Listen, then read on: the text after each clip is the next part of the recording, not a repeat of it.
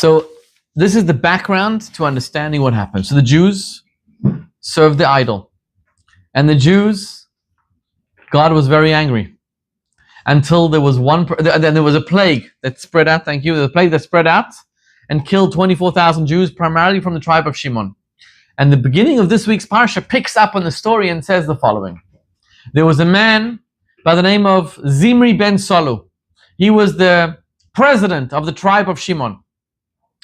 And he was with a girl by the name of Cosbi, the daughter of Tzur. Tzur was one of the 5 kings of Midian, and she was the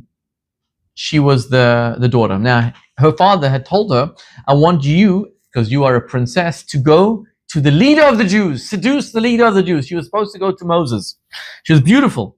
And Shimon, Zimri ben Solu from the tribe of Shimon, found her, and she says to him, I can't be with you. I was told by my father to go to Moses. So he says to her, I am from the tribe of Shimon. Moses is from the tribe of Levi. Shimon is older than Levi, so I'm greater than Moses. So in front of all the Jewish people, Zimri takes Cosbi, and he says to Moses, Zu asura or muteris? Is she permitted to me or not permitted to me? And Moses says, Asura, of course she's forbidden.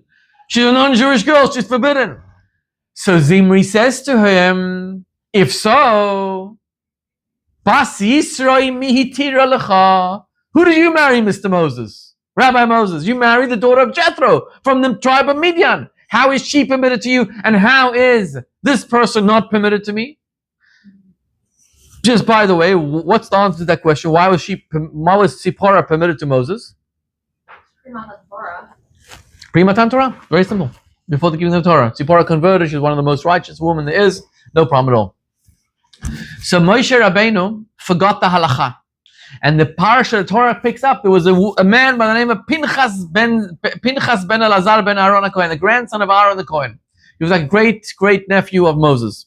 And he comes to Moses and he says, didn't you teach us the halacha? Because Zimri and Cosbi then went in front of all Israel. They went inside a tent and they were intimate. Didn't you teach us the halacha? Haboel aramit, somebody who has relations with a non-Jew, kanaim, pogimo, zealots, have a mitzvah to go and kill him. So Moses says, if you know the halacha, you go and fulfill it. Because it's halacha ve'ein morin ken. Halacha ve'ein morin means, yes, this is halacha, but if somebody asks you, you say no, you're not allowed to. It's a special law. Anyways, Pinchas then goes, takes a spear, ve'ikach romach beyado, takes a spear, and he goes inside, and there were a lot of miracles happened to him that day. I'm not going to get into all of it, but and he went inside, and they were in the middle of the act of intimacy, and he hits them in their private parts, and he kills them, and then he picks up the spear and he shows all of Israel that this man and this woman were in the middle of the act of intimacy, and here they are dead. And how do you think God felt about that murder? Did he reward them? Pinchas ben Elazar ben Aaron, Heshiv et chamati, restored my anger. God was angry. He was furious. So angry. Until Pinchas came. And when Pinchas came, God's wrath ceased. And God gave him a gift.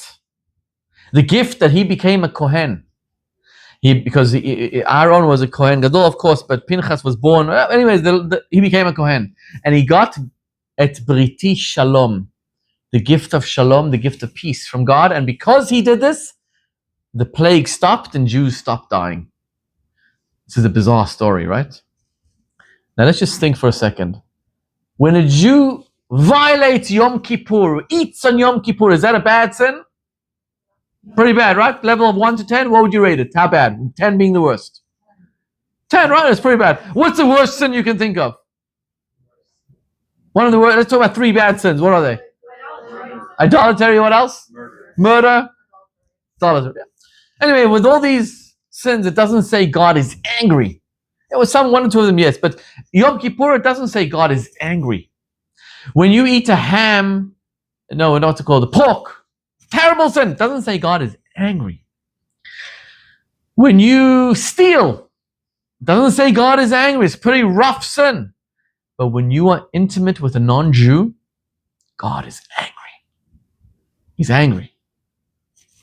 And the law is, by the way, that a zealot can kill you only during the act of intimacy.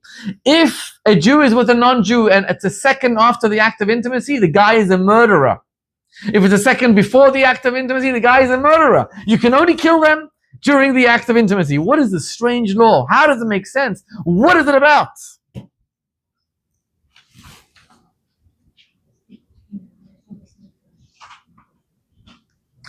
Now, in order to understand this, I just want to give a general introduction to this.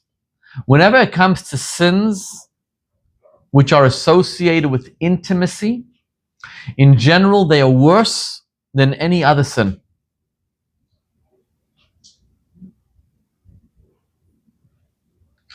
Because with a, yes? Is God mad about the intimacy, or is he mad that Shimon Cosby is like sinning in front of everyone, thinking that he could do this and causing them to sin, right? By like upstaging Moshe. Like, is it actually the Avera, or is it what it means in front of everyone? You will find the answer out in a moment. So sins with intimacy are much, much harsher. Because when a person gives birth, so a person can be blind, let's say, and he can give birth to a person who can see. How is that possible? If you are blind, how can you give birth to a child who can see? If you are smart, your child can be a lot smarter than you. Right? Your child can be much better than you are. And the reason for that is because when you are giving birth, you're taking your essence and you're putting it into the birth.